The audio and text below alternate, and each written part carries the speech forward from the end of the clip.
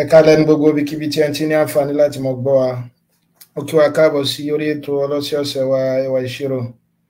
Ibi tí a ti ń ṣàlàyé ìwé ọ̀jọ̀gbọ́n K. Stroud àti Dexter Booth. Lágbó Ọlọ́run bá a mọ̀ bẹ̀rẹ̀ ní kánmọ́kánmọ́. A máa tẹ̀síwájú níbi tí a bá ẹ̀kọ́ náà dé ní ọ̀sẹ̀ tí ó kọjá. Fáǹfààní àwa tí a bá ń bá wa ká lọ, ẹ rí i pé ní ọ̀sẹ̀ tó kọjá a parí ìpele ẹlẹ́kọ̀ọ́kànlá ìwé yìí níbi tí ọ̀jọ̀gbọ́n tí wọ́n ti ń sọ̀rọ̀ nípa series, pàápàá jùlọ bá a sì lè mọ̀ bóyá series kan ó converge àbí ó diverge. A rí àwọn oríṣiríṣi ọ̀nà tá a lè mọ̀ ṣàgbéyẹ̀wò bóyá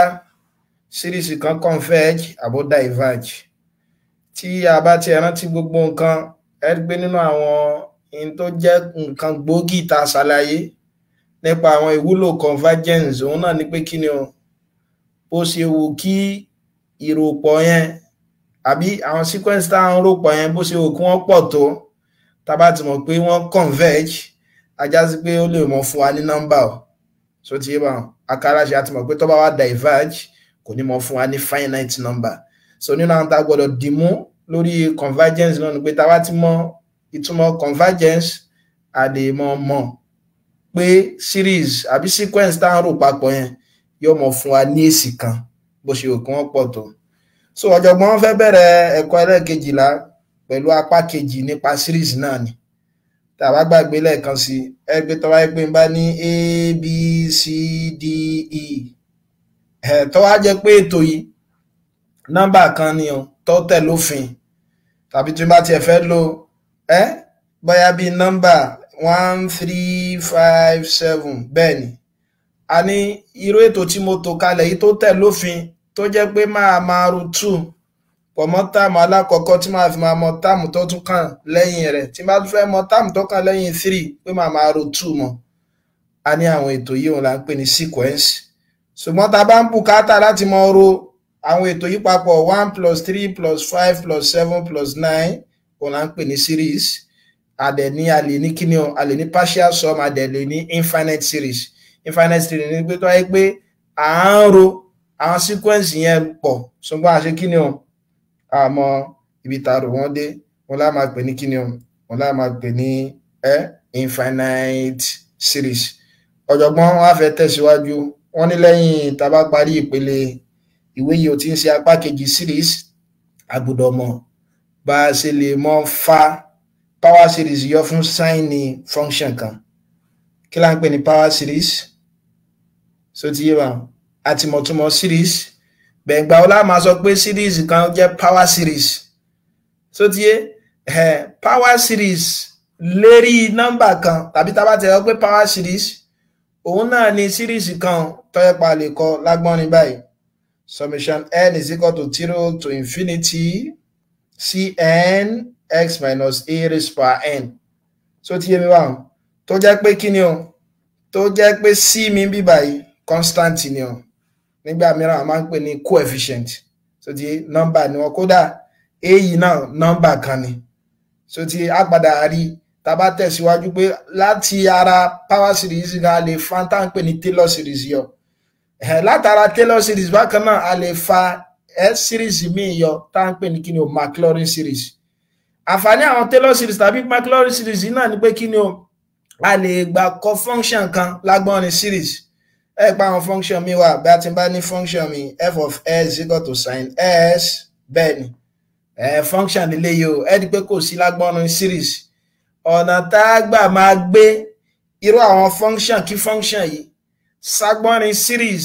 ẹjá rántí ẹ̀mọ̀ pé series náà ni pé kí ni ìròpọ̀ tẹ́pá àwọn táàmù kan mọ rora wọn papọ̀. So ti ètò àjẹ́ pé àwọn tí ó mọ jẹ́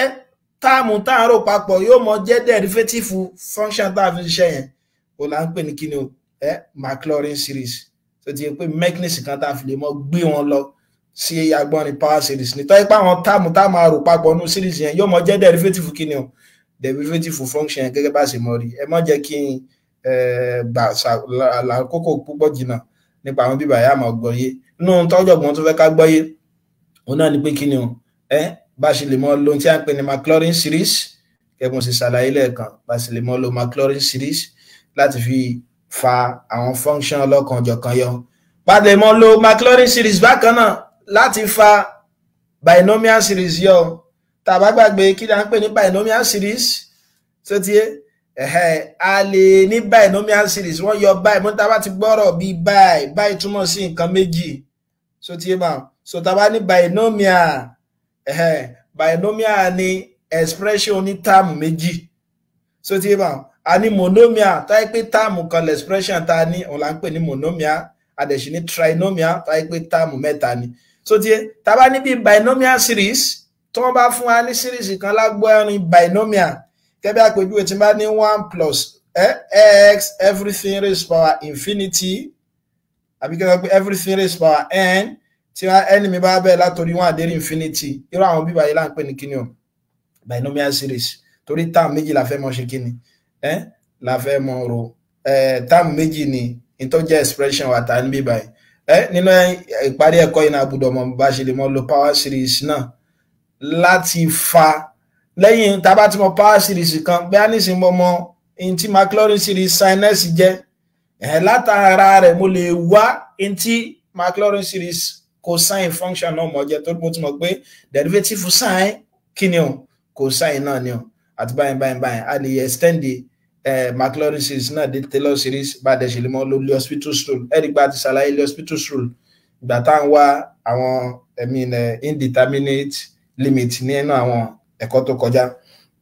ká bẹ̀rẹ̀ nínú frame alákọ̀ọ́kọ́ ọ̀jọ̀gbọ́n wọ́n ṣàlàyé power series ẹ̀rí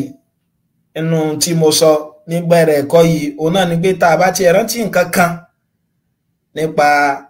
series eléyìí tá a ṣe nínú àwọn ẹ̀kọ́ tó kọjá inú tí ó mọ sáré wá lákàyè wa òun náà ni pé tá a bá ti gbọ́ ọ̀rọ̀ convergence ìta gbọ́dọ̀ tètè jẹ́ ọmọ wá sí ọpọlọ wa òun náà ni pé bó ṣe wù kí series kan kó gùn tó tàbí rọ́pọ̀ sequence kan bó ṣe kó gùn tó a lè mọ wá èsì tó wà ń bẹ̀ ọ́ so ti bá ọ́ a lè mọ wá èsì tó wà ń bẹ̀ ọ́ ẹ rí i pé in tí series táwọn á ṣe lé ní tá à ń pè ní power series tó fi yàtọ̀ sí tá à ń ṣe tẹ́lẹ̀ ẹ rí i pé àwọn series táwọn mọ̀ ṣe tẹ́lẹ̀ bíi nọ́mbà ló dá lé lórí bí kí ní 1 plus 2 plus 3 plus 5 plus 7 plus ... bẹ̀tọ́ wáyé pé àwọn variable ló ń já àwọn táàmù yẹn bí a ta bá ní lágbọ́n ní x gẹ́gẹ́ bí àpèjúwe eléyìí tí mo mú wá yẹn so tí àwọn láàmà pè ní kíni power series nínú àwọn àǹfààní rẹ̀ òun náà ni pé ta bá tẹ nǹkan kan sí kọ̀ǹpútà wa tàbí nínú calculator wa nínú ẹ̀rọ ìṣirò wa tí bá ní kọ́ wá sin 50 gẹ́gẹ́ bí àpèjúwe kì í ṣe pé wọ́n store gbogbo ohun tí gbogbo 4 figure table yẹn kò túmọ̀ sí pé wọ́n store rẹ̀ sínú kíni o sínú ẹ̀rọ ìṣirò wa àkàrà ṣe tí wọ́n gbé síbẹ̀ náà ni pé kíni o in tí series rẹ̀ ó mọ̀ jẹ́ so tí bá ti mọ̀ tí series rẹ̀ jẹ́ ó mi pé mo lè mọ̀ in tí ó mọ̀ jẹ́ kíni o in tí ó mọ̀ jẹ́ value function pẹ̀lú pé màá máa mọ̀ tí ẹ̀sì mi bá jẹ́ ẹgbọ́ àlàyé tí mo ń sọ ẹ̀ so a padà rí sàlẹ̀ bí e raised power x wa bó ṣe jẹ́ 1 plus x square wọ́n bí mo ti ṣàlàyé rẹ̀ tẹ́lẹ̀ divide by 2 factorial plus s cube over 3 factorial so irun tí wọ́n máa ń gbé yọ sínú kíni o sínú kọ̀ǹpútà wa nìyẹn bóyá programming language kan là ń lò ní o tàbá ń lo kíni ẹ̀rọ ìṣirò ní o so tí ajásíké tí bá fẹ́ fá e raised power 2 báyìí kéye pé wọ́n ti gbé 4 figure table síbẹ̀ èyí tí kọ̀ǹpútà ó ṣe náà ni pé ibi tí x bá ti wà yóò mọ̀ gbé 2 sí yóò wá rò wọn papọ̀ yóò wá límìtì rẹ̀ so tí wà tó ra ti mọ̀ pé plus ... sẹ́yìn pé yóò mọ̀ lọ mọ̀ bí agbálá iye kéèké báyìí ọ̀yà bó wà ní kápẹ́ bá fẹ́ obtain power series fún sin x nǹkan ọ̀jọ̀gbọ́n kọ́kọ́ fẹ́ mú àpẹẹrẹ yẹn wá ká lè mọ̀ bó ṣe wúlò sí ká dẹ̀ sì lè máa mọ àǹfààní tí Maclaurin series jẹ́ so tí bá ń sọ ẹ́rí pé nínú tí ìṣirò dálé lórí òun náà ni pé kí ni a máa bẹ̀rẹ̀ láti ibi tó ṣe kí ni ibi tọ́rọ̀ débi tó le táwọn òyìnbó náà ń pè ní kí ni from simple to complex láti ibi tọ́rọ̀ láti ibi tó wà specific débi tó wà generic so tí ẹ́rí pé tá a bá mófin kan bọ̀ bóyá bí induction náà sẹ́yìn pé mathematical induction tá a bá wò bóyá formula kan ṣiṣẹ́ nígbà tí k wa tó bá jẹ́ 0 tí ẹni bá jẹ́ 0 tó bá ṣiṣẹ́ fún ìgbà tí ẹni bá jẹ́ 1 a wá assume bó ṣiṣẹ́ pé ìgbà tí ẹni bá jẹ́ k ká tó sọ bó ṣe kí ni a wá yẹ̀ wò bóyá ó ṣiṣẹ́ fún k plus 1 so ti bá lọ́jọ̀gbọ́n fi múrù nǹkan báyìí wá so wọ́n ní tá bá ní sin x ọ̀jọ̀gbọ́n tó wáyé pé bá ní sin x mi kìí ṣe bó jẹ́ ìsìkọ́ tó bá wà equivalent a plus bx plus cx squared plus ds cube plus es raised power 4 plus dot dot dot dot dot ẹ má gbàgbé tí a mi b mi c mi àti bẹ́ẹ̀ bẹ́ẹ̀ lọ táwọn wá jẹ́ kí ni o tí wọ́n jẹ́ constant coefficient mo bí inú tá a fi lè tètè mọ́ gbọ́ constant yìí òun náà ni pé kí ni o àwọn nọ́mbà ni wọ́n so tí bá so so ẹ rí pé kìí ṣe equals to mo ní bíbá yìí o gbólóhùn yìí equivalent ni o tí a ń pè ní identity so tí bá tẹ́ bá dẹ̀ gbàgbé ìtumọ̀ identity náà ni pé kí ni o in tí ń bẹ lápá ọ̀tún mi kò túmọ̀ sí pé òun ló ń dọ́gba nítumọ̀ pẹ̀lú tó kò túmọ̀ sí pé ó ń dọ́gba ní gédégbé pẹ̀lú tó wà lápá òsì mi so tí ó dàbí kí n sọ pé ọkùnrin àtọkùnrin ó ti sẹ́yìn pé Gàfárì nísìn ó kọ ọkùnrin ni àbí so tí bá tí wọ́n bá tún dá ọkọ ẹlòmíì Adé àti mọ̀ pé ó kọ ọkùnrin náà ni ó kọ ọkùnrin làwọn méjèèjì náà so tí bá in tó wà lápọ̀tún bíbà yìí kò equal tá bá pé equal náà ni pé pátápátá bẹ́ẹ̀ kò equal sí tó wà lẹ́gbẹ̀ẹ́ òsì ṣùgbọ́n ó ṣe kí ni ó wà equivalent ìtumọ̀ equivalent náà ni pé in tó wà lápọ̀ apátún mi mo lè mọ kọ́ ní ọ̀nà bòmí lápá sí mi so tí bá so in tí máa fi ẹ̀sì ṣe lápá méjèèjì yóò padà máa dọ́gba ó yá ẹ ṣàkíyèsí o bí power perfect square ni ẹgbẹ́ tá bá ní perfect square báyá ní mo ní binomial expression tí máa fẹ́ square wọn a ní ká mọ́ dára láàmú wọn náà ní pé kí ni o kí mọ́ square alákọ̀ọ́kọ́ tí ó ti bá kí mọ́ square táàmù alákọ̀ọ́kọ́ kí mọ́ square táàmù ẹlẹ́ẹ̀kejì plus 2 times táàmù alákọ̀ọ́kọ́ times ẹlẹ́ẹ̀kejì ẹ̀rìgbó fún wa ní x square plus 4s plus 4 nínú àwọn àpẹẹrẹ identity lélẹ̀ torí ẹ̀rí pé pẹ̀lú identity ní ìsìn kìí ṣe páwọn méjèèjì wọ́n jọ jẹ́ kankan náà ló ti bá wọn ṣùgbọ́n in tí ó mọ jẹ́ sí apá ọ̀tún àtàpó sì tí ń bá fi ẹ̀sì sí kankan náà ní ó mọ jẹ́ tó ti bá yẹn sí bá ní ẹ wo bíbá yìí ní ìsìn kápẹ́ bá ní x mi ó jẹ́ 1 àbí kí ẹ kó 0 ká tiẹ̀ mọ́rin jìnnà ẹ pé yóò jẹ́ 2 square tí ń ṣe 4 àbí tó bá jẹ́ 0 bíbá yìí náà rí pé 4 náà ni ẹ̀rùn pé àwọn méjèèjì ó padà ṣe kí ni wọ́n padà equal àǹfààní identity nìyẹn so kápẹ́ bá ní sin x mi gẹ́gẹ́ bí mo ṣe sọ a plus bs plus cx square plus ds cube plus es raised power 4 plus dot dot dot ẹ rí pé series lélẹ́yìí kódà power series ni pẹ̀lú àlàyé tí mo ṣe lẹ́ẹ̀kan ó yá kápẹ́ mo á fẹ́ mọ ìntìfàlù a b c d mi ó jẹ́ àgbà fẹ́ fa power series yọ fún sin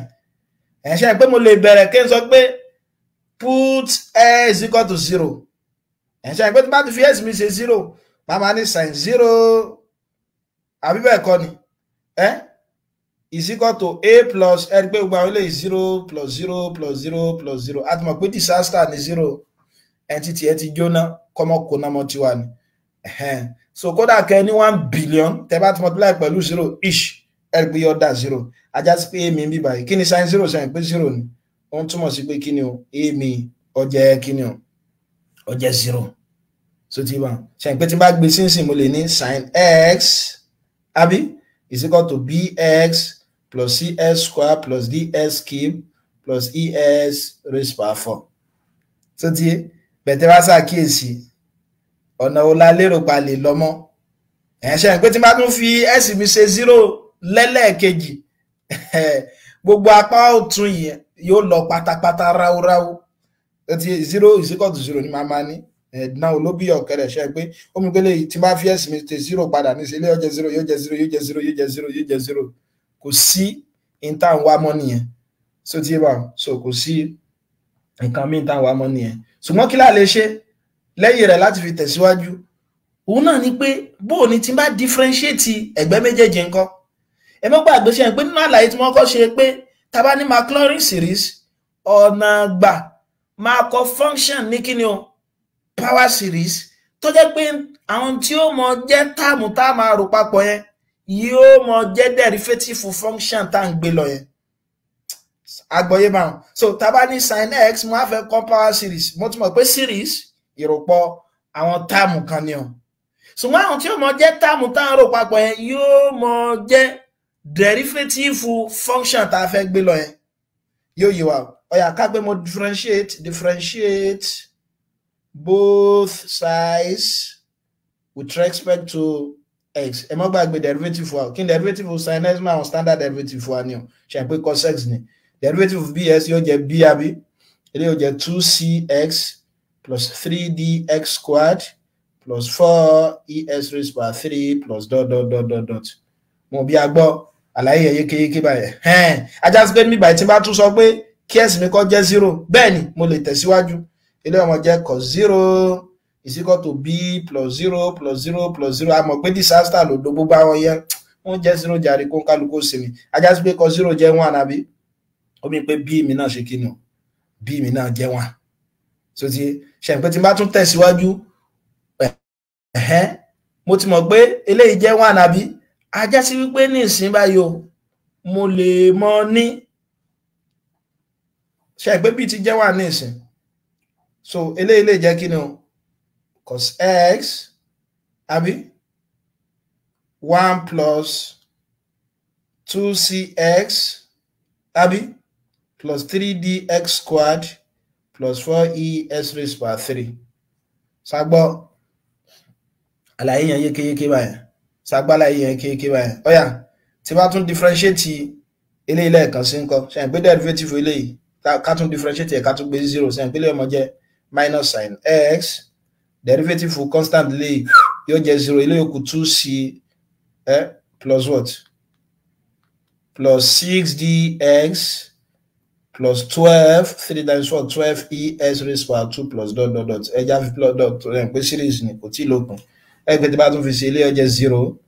so ti 2c plus 0 plus 0 plus 0 so ẹ̀rí pé ń dọ́gba pẹ̀lú pé c náà jẹ́ kí ni ọjẹ́ 0 ẹ̀rí pé tí bá tún gbé sí bíbá yìí ṣe pé mo ní minus sin x ajá sí pé òun náà mọ jẹ́ kí ni 1 plus 3dx squared plus 4e àbí s raised by 3 plus ... tí bá tún differentiate ẹ̀ lẹ́ẹ̀kan sí ìpínlẹ̀ ọmọ jẹ́ minus cos x àbí is equal to 1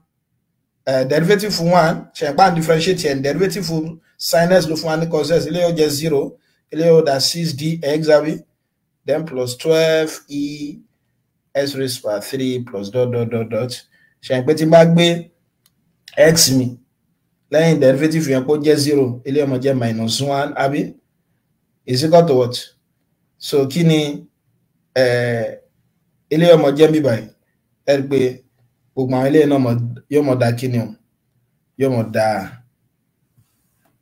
dá 0 yóò mọ̀ dá náà so àti ṣe 6dx lè yé o bẹ́ẹ̀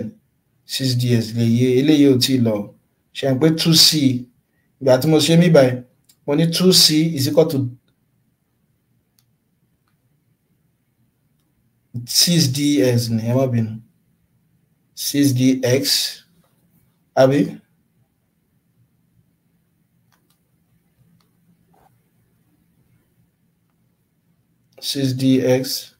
plus 12es squared so yóò máa jẹ́ 6d plus 24 plus 24ex plus ... so tí ilé ọmọ fún wa ní 6d tó ń dọ́gba pé d mi jẹ́ kí ni d mi jẹ́ minus 1 over 6 ṣe pé minus 1 over 6 yẹn mo lè kọ́ gẹ́gẹ́ bí kí ni 3 factorial torí àkókò ẹni pé tẹ́ bá ń ṣe lọ ìta padà máa ní níṣẹ́ pé mo ní sin x mi sí ó jẹ́ a plus bx plus cs squared plus ds raised by 3 plus es raised by 4 plus ... ajá sí pé sin x mi nísìn kí mo ní a mi jẹ́ ṣe pé mi jẹ́ 0 àbí yẹ mo jẹ́ 0 plus kí ni b wá jẹ́ o ṣe pé b jẹ́ 1 ilé mo jẹ́ 1 times x c náà jẹ́ 0 àbí kí ni d jẹ́ minus 1/3 factorial s cube plus dot dot dot kápá dúró báyìí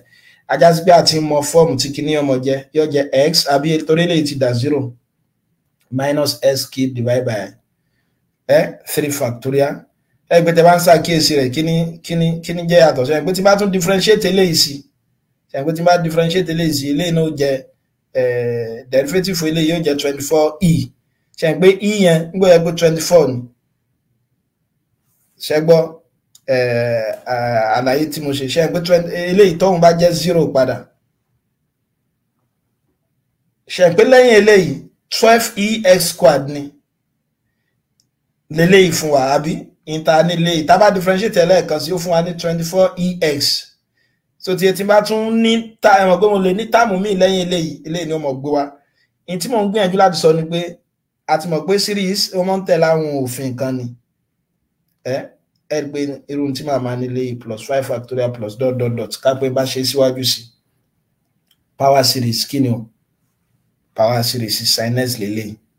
so tí mo rọ̀ wá ẹ jẹ́ ká gbìyànjú rẹ̀ instead tẹ́mi fi mú dé hí yẹn ẹ mú dé g so tí tẹ́yìn bá fẹ́ ṣe kẹ́ gbìyànjú ẹ̀ láti bí pé a plus bs plus cx squared plus ds raised by 3 plus es raised by 4 plus fs raised by 5 plus dot dot dot dot so tí bá ṣùgbọ́n ní ta fẹ́ kò ní mọ̀ rọrùn fún wa tó yẹ pé gbogbo ìgbà tí bá ti fẹ́ wá power series ọyọ̀ kan kí n ṣe máa differentiate ẹ̀ báyìí kí n mọ gbé 0 sí kí n mọ differentiate ẹ̀ kí n mọ gbé 0 sí ẹ̀ pé yóò mọ bàṣìkò mi jẹ́ lọ́pọ̀lọpọ̀ níbẹ̀ wá ní kíni o a lè mọ wá òfin yẹn lákòótán pẹ̀lú tí a ń pè ní Maclaurin series ẹ má gbàgbé mo ní Maclaurin series power series nǹkan lòun náà tàbí mechanism agbọ́nrin tá a fi lè mọ gbé function lọ sí power series tó yẹ pé tí ó mọ jẹ́ àwọn táàmù nínú series yẹn derivative function kan ni so tí wà derivative function kan ni ní tí ó wá jẹ́ kó yí wà lè ká pé instead mo fi lo sin x lẹ́ẹ̀kan àwọn tí ó bá yé lẹ́ẹ̀kan dákun ẹ jẹ́ ká wọ́n sí wọn ká pé f of x mi bá jẹ́ a plus bs plus cs squared plus ds cube plus es raised by 4 plus fs raised by 5 plus dot dot dot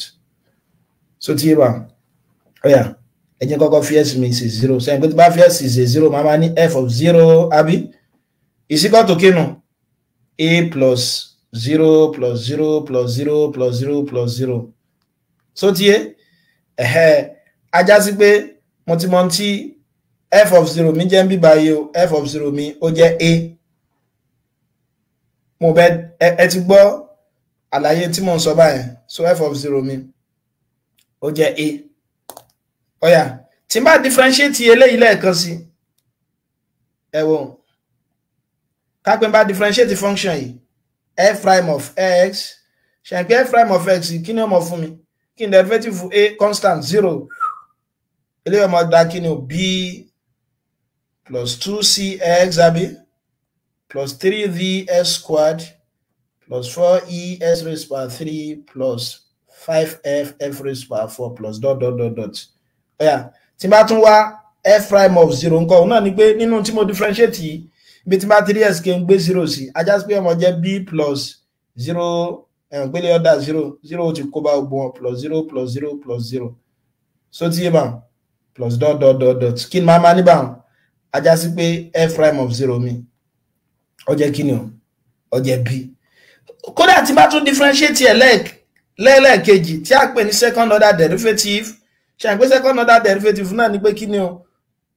kí n tí mo ti differentiate lẹ́ẹ̀kan o kí n rí differentiate rẹ̀ ṣe àpé tí mo ti differentiate ni f prime of s so tí yé bá f prime of s náà ni pé tí mo ti differentiate yẹ kí n differentiate ẹ̀ padà derivative b constant ni yóò jẹ́ 0 ilé yóò jẹ́ 2c àbí then plus 6dx nínú ta ṣe nínú sin x lẹ́ẹ̀kan then plus 12es raised by 2 plus 20f s raised by kínú s raised by 3 plus dot dot dot ọ̀yà no ẹ má bínú f prime of s kọ́kọ́ nínú ọ̀yà kí ni wá ní f prime of 0 ó jẹ́ bí tí bá 3s kí n gbé 0 sí ajá sí pé yóò jẹ́ 2c ilé ọ̀dà 0 ilé ọ̀dà 0 ilé ọ̀dà 0 plus 0 plus 0 plus 0 plus 0 ajá sí pé yóò mọ jẹ́ kí ni o 2c mi tàbí kí n sọ pé c mi o f prime prime of 0 divided by 2 ọ̀yà kódà mo tún lè differentiate mo lè wá third order derivative náà yàní pé function tí mo differentiate bí báyìí kí n tún differentiate ẹ̀ padà ṣe pé derivative constant yóò tún jẹ́ 0 àbí derivative 6dx yóò mọ dá 6d then plus 24ex plus 60fx square plus dot dot dot dot ẹ̀yà tí máa tún wá derivative yẹn nígbà tí s mi bá jẹ́ 0 bí tí bá ti rí s kí n gbé 0 sẹ́yìn pé ilé ọ̀dà 0 ilé ọ̀dà 0 kí ni máa ní padà báwọn 6d láti bẹ̀rẹ̀ lọ mo lè mọ ọmọ in tí d mi náà jẹ́ d ọmọ jẹ́ kí ni o f prime prime of 0 divided by 6 ẹ dákun sáǹdé so ẹ jẹ́ mú kan sí o ọ̀yà tí bá tún wá f fourth of x yàní fourth order derivative function yìí ó yẹ já differentiate ẹlẹ́ẹ̀kan sí derivative 6d eléyìí ó jẹ́ 0 àbí eléyìí ó jẹ́ 24e then plus 120f so yóò abó sí jẹ́ 120 22 times 60 ṣe ń pé 120f x ní plus dot dot dot dot àti bá tún wá fv of 0 ajá sí pé ọmọ jẹ́ kí ni o 24e plus 0 plus dot dot dot so sí ajá sí pé fourth order derivative yẹn yóò mọ jẹ́ 24e láti bẹ̀ lọ́mú lè mọ̀ pé e mi o ó jẹ́ f fourth of 0 divided by 24 ẹja dúró ní agbọ́nrin bẹ̀yẹn so tí ẹ má gbàgbé pé tí mo ṣe lọ ní o f of s is equal to a plus bs plus cx squared plus ds raised by 3 plus es raised by 4 plus fs raised by 5 plus dot dot dot dot so tí ajá sí pé tí n bá fẹ́ kọ́ nísìn pẹ̀lú tí mo ti wá lẹ́ẹ̀kan f of x mi yóò mọ dọ́gba pẹ̀lú kí ni o kí ni mo get fún a mi ẹ pé wà nísìn o f of 0 ni o ilé ọmọ jẹ́ f of 0 plus kí ni b wa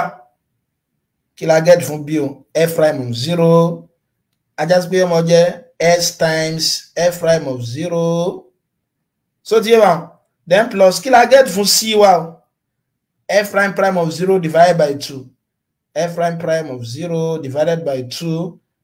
add the near square tẹ́lẹ̀ x squared so tí tàbí kí n sọ pé x squared f prime prime of 0 divided by 2 then plus kí ni mo get fún d mi f prime prime prime of 0 divided by 6 f prime prime of 0 divided by 6 ẹ má gbàgbé s key one by plus dot dot dot ṣe ìpínlẹ̀ yìí nísìn mo lè tún kọ́ nísìn tí ó máa jẹ́ f of s equal to f of 0 àbí plus s f prime of 0 then plus x squared f prime prime of 0 divided by 2 factorial 2 náà ni o then plus s cube f prime prime of 0 divided by 6 factorial plus dot dot dot dot dot ẹ dákun ṣe agbálà yẹn yékéyéké báyìí so ṣàgbọ́ àlàyé yẹn yékéyéké báyìí so in tí mo kọ́ yìí nísìn o là ń pè ní kíni o Maclaurin series pẹ̀lú agbọ́nrin yìí nísìn gbogbo function kí function a lè ṣe kíni o a lè gbé lọ sí Maclaurin series tàbá ti rántí eléyìí lẹ́ẹ̀kan sí kíni o f of s equal to f of 0 x plus s f prime of 0 plus s square f prime prime of 0 divided by 2 factorial plus s cube f prime prime of 0 divided by 6 factorial ẹgbẹ́ tẹ́ bá ṣàkíyèsí rẹ̀ agbọ́nrin kan ni tá a fi lè ṣe kíni o tá a fi lè mọ gbé nọ́mbà lọ sí kíni o sí power series tó yẹ pé inú àwọn tí ó mọ jẹ́ sequence tá a máa rò papọ̀ yẹn òun náà derivative function yẹn òun náà derivative function yẹn ó yá ẹ̀rí ẹ jẹ́ ká wá ká pé ìbéèrè sọ fún mi pé kí n wá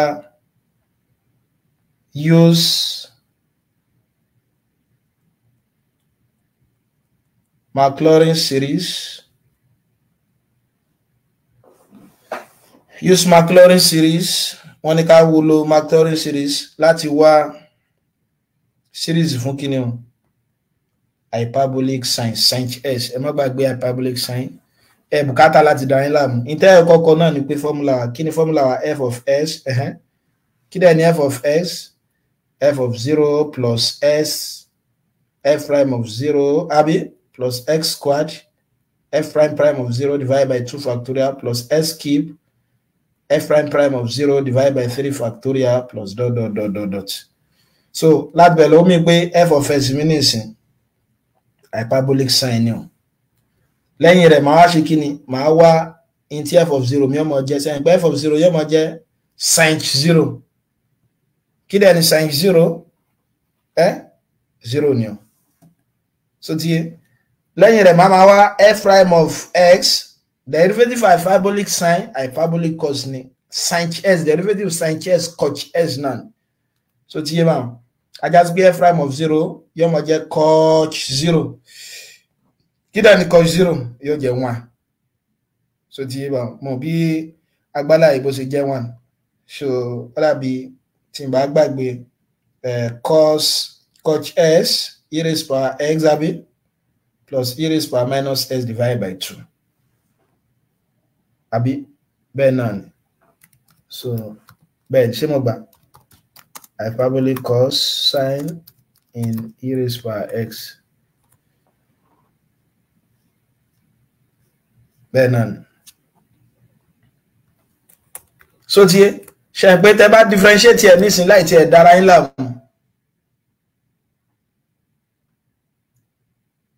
so tẹ́ bá differentiate yà bẹ́ẹ̀ ni mo gbà so tá bá differentiate eléyìí láì jẹ́ pa dára láàmú ṣe ogo ti sin x on e raised power s minus e raised power minus x divided by 2 àbí ṣe pé tí bá differentiate eléyìí nísìn derivative e raised power s e raised power s náà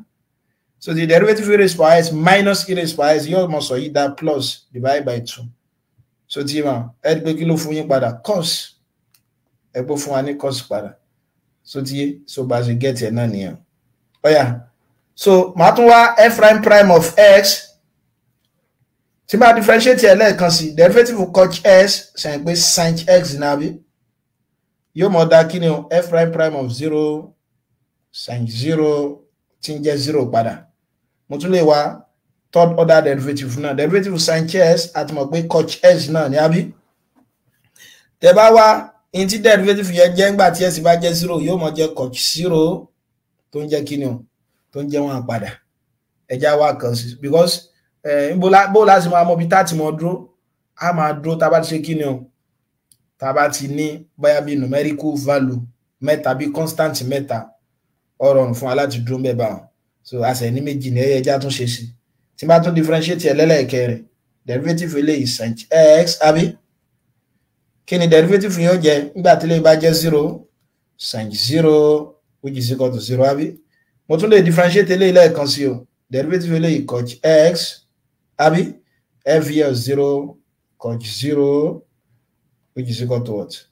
which is equal to 1 ó yá omi ìpè lẹ́yìn rẹ̀ ní ìsìn ẹ má gbàgbé o ìpè kí ni Maclaurin mi sọ f of x mi ó jẹ́ kí ni o f of 0 àbí plus s f prime of 0 plus x squared f prime of 0 divided by 2 factorial plus s cube f prime of 0 divided by 3 factorial plus ... so láti bẹ̀ lọ ṣe pé f of x mi sin x là ń wá àbí kí ni f of 0 mi jẹ́ 0 ajásípílẹ̀ ọmọ jà 0 plus x kí ni f prime of 0 mi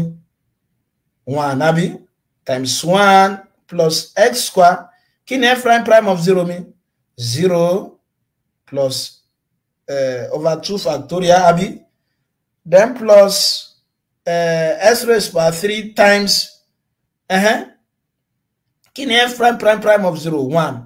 ajásípílẹ̀ ọmọ that times 1 divided by 3 factorial then plus ẹ gbé nǹkan kan tún kún bí báyìí s raised by 4 dot kí ni f of 0 mi o 0 divided by 4 factorial then plus s raised by 5 kí ni f fifth of 0 mi 1 àbí divided by 5 factorial ẹ gbé tá a bá ṣe síwájú sí ilé ọmọ jẹ́ sin s ó ti x eléyìí dá 0 eléyìí okùn x àbí kí eléyìí kún bá wọn so plus s raised by 3 divided by 3 factorial plus s raised by 5 divided by 5 factorial ṣe ń pa dóńbẹ̀ ní ṣe ń pẹ́ tí ń rí bí ṣe yípo the sequence ni kí lẹ́lẹ́ pé ọmọ kù lẹ́yìn rẹ̀ wáyé plus s raised by 7 divided by 7 factorial plus s raised by 9 divided by 9 factorial plus ... ilé ẹni kí ni o Maclaurin series fún Sanchez ẹ padà mọ àwọn àǹfààní kíní yìí o ẹ padà mọ àwọn àǹfààní kíní yìí o ọ̀yà bóòní ṣàlè wá series fi lè yóò tí bá ní lin ẹgbọ́ yàtọ̀ sí gbogbo àwọn yòókù 1 plus x ẹ̀ bá ṣàkíyèsí ẹgbẹ́lẹ́yẹ tí ẹ ṣe trigonometric function bẹ́ẹ̀ ni kì í ṣe trigonometric function mo ní f of x mi ó jẹ́ ln 1 plus s logarithmic function náà ni bẹ́ẹ̀ ni pẹ̀lú Maclaurin series a lè ṣe kí ni o so a lè gbé òun náà lọ síbẹ̀ mo bá ń gbọ́ yín báyẹn ẹ má gbàgbé f of x mi f of 0 plus s f prime of 0 plus x squared f prime of 0 divided by 2 factorial plus s raised by 3 f prime of 0 divided by 3 factorial plus dot dot dot. Ẹ mọ́ gbàgbé a máa dúró tá bá ti rí bí numerical constant mẹ́ta. Ó yá f of s mi ó jẹ́ ln 1 plus s. Ajá sí pé f of 0 mi ó máa jẹ́ kíni o ln 1. Ẹ dẹ̀ mọ́ gbàgbé kíni logarithm 1. Ẹ mọ́ gbàgbé pé ln náà ó dọ́gba pọ̀ mọ́ logarithm ni but logarithm tó ń base e ni. Ṣé pé nínú àwọn common logarithm nínú àwọn special logarithm ta ní a ní common logarithm tó bá jẹ́ pé bá ní base 10 common logarithm ni a mọ̀ pé àwọn log yà lè kọ́ láì tí ẹ̀ jẹ́ pa gbé bí èsì sí àìní binary logarithm tó yẹ pé log 2 ni so ti wà á dẹ̀ ní natural logarithm so ti natural logarithm yẹn náà ní pé tó yẹ pé base yẹ e ni ṣùgbọ́n èyí tó bá jẹ́ natural logarithm yìí tó wá jẹ́ e a lè kọ́ gẹ́gẹ́ bí ln a jẹ́ sí pé ln 1 náà 0 ni so ln 1 yóò mọ̀ dọ́gba pẹ̀lú logarithm of 1 tá ń pè ní 0 so ti lẹ́yìn rẹ̀ báyìí a máa find the kíni f prime of x mi ó yẹ já differentiate ẹ mọ́ gbàgbé ln derivative ln function kan and yóò mọ̀ jẹ́ 1 over function yẹn multiplied by derivative of function yẹn derivative of ln as àbí ká gbé derivative of ln s pé 1 over s ni derivative ln nǹkan kan yóò mọ̀ jẹ́ 1 over nǹkan yẹn multiplied by derivative of nǹkan yẹn derivative of ln 1 over 1 derivative of ln 1 plus s yóò mọ̀ jẹ́ 1 over 1 plus s multiplied by so ti ma derivative of adet mọ̀ pé lè jẹ́ 1 ajá sí pé f prime of 0 mi náà yóò mọ̀ jẹ́ kíni 1 over 1 tí ń ṣe 1 láti bẹ̀ lọ mo lè wá f prime of s kí n differentiate ilé iṣẹ́ pé kí ni máa lò báwọn tí n bá ti fẹ́ dára mi láàmú tí n bá ti mo lè lo quotient rule bẹ́ẹ̀ ni bẹ́ẹ̀ tí n bá fẹ́ dára mi láàmú tí n fẹ́ lo quotient rule ṣe pé mo lè tún tàdàngọ́mì ìkọ́ báyìí o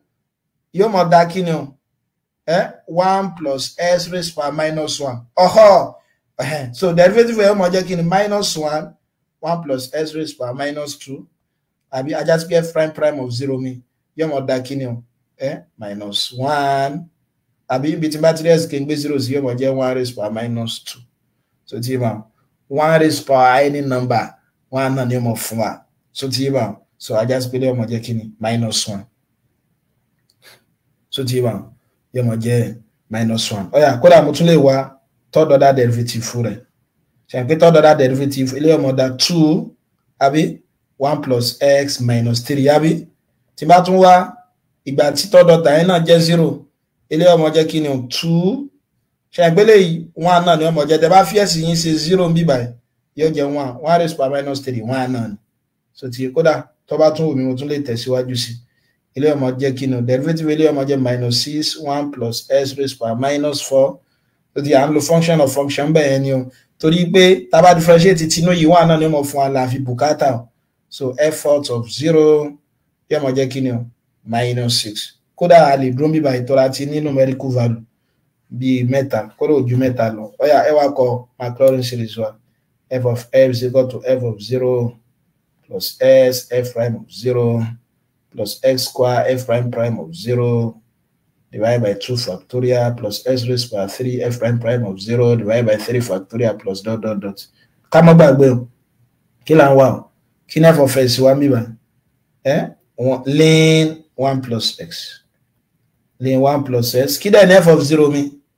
f of 0 0 àbùkátà láti dára dáhùn then plus s times kí ní f prime of 0 mi 1 yóò mọ̀ jẹ́ times 1 then plus x square times kí ní f prime of 0 mi minus 1 divided by 2 factorial then plus s cube times kí ní f 3 of 0 mi 2 àbí ajá sí pé ọmọ jẹ́ 2 over 3 factorial then plus s raised by 4 kápẹ́ bá tún fẹ́ ṣe síwájú sí So kí ni f out of 0 mi minus 6 divided by 4 factorial ṣe ń pé tí n bá ṣe síwájú sí ní ìsìn ẹ mọ̀ jẹ́ ln 1 plus x minus lè àbí minus s squared over 2 factorial so tí mọ̀ then plus 2 times s cube over 3 factorial minus 6 s raised to 4 over 4 factorial plus dot dot dot ẹ mọ́ gbàgbé so kẹ́ fi kí ni sí o kẹ́ fi ellipsis yẹn sí so ilé yẹn náà ni in tí ìṣiṣẹ́ náà jẹ́ tá a bá ṣe àṣìṣe o yà bẹ́ẹ̀ ni kò sáṣìṣe ń bẹ so tí bá ọ̀dà ẹ̀jẹ̀ sáré sórí sọ ilé yìí kó tó di pé a tẹ̀síwájú bò ní sálẹ̀ sọ́ńtẹ́lẹ̀ náà jẹ́ o so wọ́n ní expand sin square s as a series of ascending powers of x. Bẹ́ẹ̀ ni a lè lo Maclaurin series bákan náà ẹ má gbàgbé f of s kí ni f of s mẹ́mọ́ jẹ́ f of 0 plus s f prime of 0 plus x squared f prime of 0 divided by 2 factorial plus s cube f prime of 0 divided by 3 factorial plus dot dot dot. And f of x missing or just sin square x. Just differentiate it. Sin square is odd dọ́gba pẹ̀lú sin s everything squared. Tá bá lo function of function mi. Okay, ká tiẹ̀ tó ṣe síwájú sí. F of 0 mi kí ni ọmọ ọ̀dà? Yóò jẹ́ sin 0 squared. Sin 0 squared is 0. Àbí? F prime of x bákan náà tí bá differentiate eléyìí yóò mọ jẹ́ kí ni o 2 sin x cos x. So yóò bó ṣe jẹ́ bẹ́ẹ̀. Derivative of sin function kan yóò mọ jẹ́ cosine function yẹn. So the derivative nǹkan kan raised power 2 yóò mọ jẹ́ 2 times nǹkan yẹn raised power 2 minus 1 times derivative nǹkan yẹn la fi mọ̀ wé 2 sin x multiplied by cos x ẹ̀ pàtó ṣe derivative sẹ́yìn. So tí ma ẹ gbé bá tún find the f prime of 0 náà torí pé sin tiẹ̀ ti jẹ́ 0 bí báyìí sẹ́yìn pé sin ni àdèmọ̀ pé sin 0 jẹ́ 0 so tí ma so eléyìí ó mọ̀ fún wa ní 0 tàbí tẹ́ bá tẹ́ fẹ́ dá ìlàmú sẹ́yìn pé 2 sin s cos x nínú trigonometric identity mi òun náà ni sin 2s mo dẹ̀ mọ̀ pé sin 2s náà mọ̀ jẹ́ yóò mọ̀ fún mi ní 0 ẹ̀yà mo lè find f prime of x sẹ́yìn pé derivative of sin x sin 2s derivative of sin function kan yóò mọ jẹ́ cosine function multiplied by derivative nǹkan yẹn derivative sin kankan gẹ́gẹ́ bí mo ṣe mọ̀ sọ fún wa yóò mọ jẹ́ cosine nǹkan yẹn multiplied by derivative nǹkan yẹn so tí ajá sí pé f prime of 0 kí ló wọ́n mọ̀ dàbà sẹ́yìn pé màá fi 0 sí bí báyìí 2 times 0 0 cos 0 1 1 times 2 yóò fún wa ní 2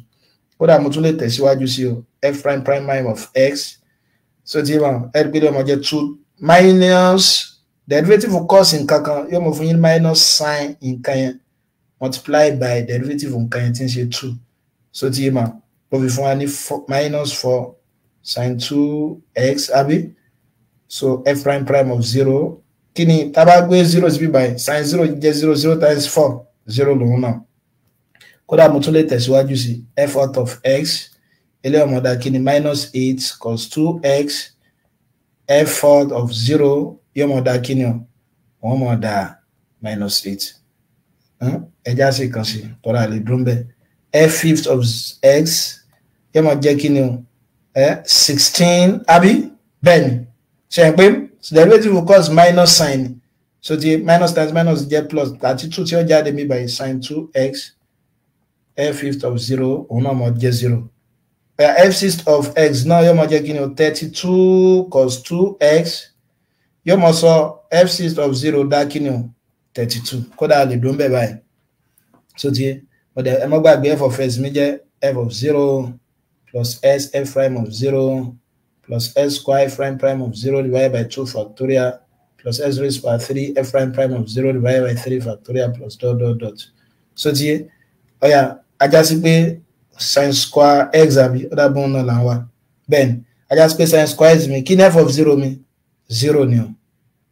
then plus s kí ni f prime of 0 mi náà 0 lòun náà plus x squared f prime of 0 òun jẹ́ 2 àbí then plus s3 f prime of 0 òun jẹ́ 0 àbí plus s raised by 0 f fourth of 0 on jẹ́ minus 8 divided by 4 factorial eléyìí 3 factorial ẹ má bínú eléyìí dẹ̀ sì jẹ́ 2 factorial àbí bẹ́ẹ̀ kọ́ ni bẹ́ẹ̀ náà ni then plus f fifth of 0 yóò jẹ́ s raised by 5 times 0 lòun náà jẹ́ over 5 factorial ṣe pé 0 ló jẹ́ then plus s raised by 6 times s six of 0 jẹ́ kí ni 32 divided by 6 factorial tẹ́ bá ṣàkíyèsí eléyìí ti jẹ́ 0 eléyìí náà dá 0 àbí eléyìí náà dá 0 in term of nílẹ̀ òun náà ní kí ni sin square s eléyìí àti eléyìí wọ́n gẹ̀rẹ̀ àwọn àbí kí ni ọmọ ṣẹ́kù x àbí bẹ́ẹ̀ kọ́ ni so ẹ rí pé 4 factorial ẹja sí báyìí eléyìí ọmọ jẹ́ minus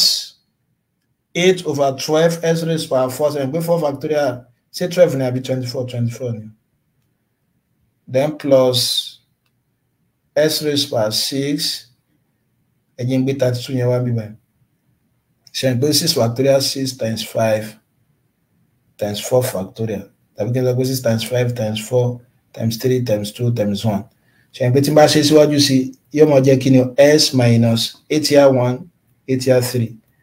s raised by 4 over 3 so ti yé bá so 2 lè lọ bí báyìí eléyìí okùn 16 àbí 4 here 1 4 here 4 so ti yé so ajá sí pé tí mo ní sìn 4 over 120 so you are no kì í ṣe 30 times 3 90 yóò jẹ́ plus 4 over 90 s raised by 6 ṣé 4 lè lọ 4 here 1 2 25 ṣé bẹ́ẹ̀ náà 45 ṣé mi ti ṣe mistake o so ṣe àpé mo ní s raised by 6 ok kò lè lọ mo ní 4 over kí ni ẹ 30 90 àbí s raised by 6 eléyìí lè jẹ́ 2 over 45 so tí wọ́n a lè dún báyìí a lè dún bí báyìí so lágbọ́ Ọlọ́run bá torí pé àkókò ti lọ púpọ̀ a máa dún bí báyìí ní alẹ́ tòní adẹ́sìmọ̀ tẹ̀síwájú ní ọ̀sẹ̀ tó ń bọ̀ kí la ṣàlàyé lè ní àṣàlàyé Maclaurin series a ní ọ̀nà tá lè mọ gbà kọ function kí function ní kíní o ní power series ní o tó jẹ́ pé àwọn tí ó mọ jẹ́ àwọn tí ó mọ jẹ́ sequence inú series yẹn àwọn náà ní derivative function yẹn a dẹ̀ derive pé tá bá ní function kan tá bá gbé lọ sí Maclaurin series òun náà ní pé a lè kọ́ lágbọ́n ní báyìí f of 0 plus s f prime of 0 plus x squared f prime of 0 divided by 2 factorial plus s cube f prime of 0 divided by 3 factorial plus dot dot dot so ti bá so ó mi pé máa kọ́ máa wá function yẹn máa wọ àtọ́ jẹ́ nígbà tí s bá jẹ́ 0 máa differentiate yẹ máa tún mọ́ wá nígbà tí s bá jẹ́ 0 títí tí máa fi mọ́ ṣe kí ni o tí fi máa wà tán so pẹ̀lú ògo Ọlọ́run bá máa dúró níbí báyìí lálẹ́ yìí adẹ́sìmọ̀ tẹ̀síwájú lágbọ́ Ọlọ́run bá ní ọ̀sẹ̀ tó ń bọ̀ ẹ ṣé pọ̀ tẹ́ darapọ̀ mọ́ wa ó dàárọ̀.